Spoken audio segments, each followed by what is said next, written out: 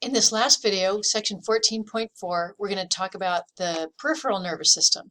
So remember we said the central nervous system was the brain and the spinal cord, and the peripheral nervous system are the nerves. And so it turns out that there's two groups of nerves. They're designated as cranial nerves when they come from the brain, or spinal nerves when they come from the spinal cord. And again, in a more advanced class, you might learn the names of these and what they're doing and all that. But for our purposes, just realize that cranial nerves are carrying information to and from the brain. Spinal nerves are carrying information to and from the spinal column. And remember we said that nerves are actually made of groups of axons. And these are called nerve fibers, but they're axons. And so a whole bunch of those together will make up the nerve. And this picture, I always think this is kind of cool. If you take a nerve and you cut it cross-section, so if that's the axon like there, and you cut it cross-section, and you look at the end of it, all these little circles are axons in cross-section. There's the axon, and there's some myelin sheath around it. There's an axon, and there's the myelin sheath. So these are the ends of those, and I think it looks kind of cool. So here you go, the cranial nerves, it shows you where they're all connected. I just wanted to mention a little bit about the somatic and autonomic nervous systems and the concept of a reflex. So the peripheral nervous system can be the somatic system or the autonomic. It says the nerves in the somatic system serve the skin, skeletal muscles, and tendons. The somatic system sensory nerves take information from external sensory receptors and then to the central nervous system, and then motor commands leave the central nervous system and go to the muscles. And so this is the part of the nervous system that we're doing consciously, that we're in control of. So my somatic nervous system is saying, oh, bend your arm and scratch your head. So I do that. Okay, but meanwhile, there's all sorts of things that are going on that I'm not necessarily doing on purpose, and so not all somatic motor actions are voluntary. Some are automatic, and we call them reflexes.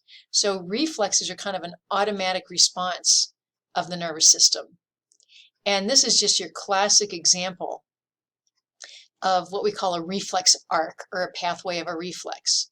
So here in this example, they're showing you, oh, you've got a pin prick in your skin. And so remember, here's a part of a neuron. There's some of the sensory receptors, and those must be pain receptors. They're going to carry information down up the sensory neuron to the spinal cord. Okay, so from the sensory neuron, carrying information towards the central nervous system and to the spinal cord. And remember, these are interneurons. They're going to integrate in the gray matter. And it's those interneurons that are going to determine where should I send this information.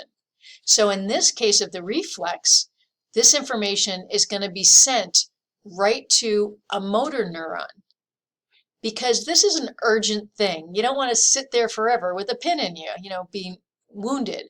So this is a fast response. An interneuron is going to send the information to a motor neuron, and the motor neuron is going to say, move your arm, so you get away from that pin. And that's what we call a reflex. So in a reflex, we have a sensory neuron, an interneuron in the spinal cord, a motor neuron in the spinal cord, and then you lift your arm. It's not until you've moved your arm reflexively that meanwhile this interneuron also sent that information to your head, to your brain, up to your brain, and your brain said, oh, that hurt. And that's kind of the last thing that happens, because what the reflex is designed to do is remove the pain before you're even aware of it. Do it as fast as you can.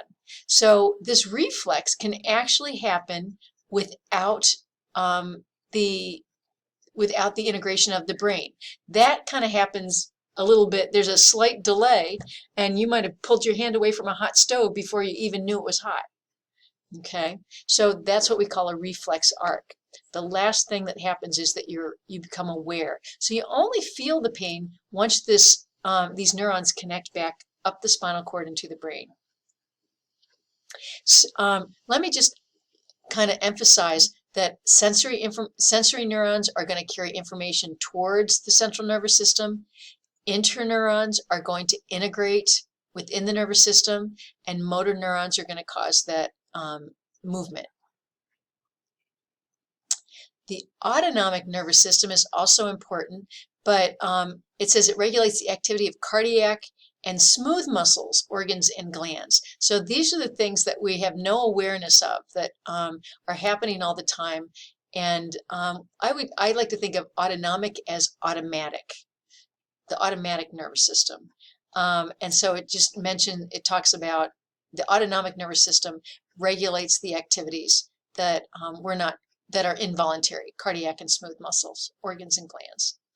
Okay, I think that's it. Here's a little summary with more detail than you need, but here's cranial and spinal nerves, fastest way to react to a stimulus, and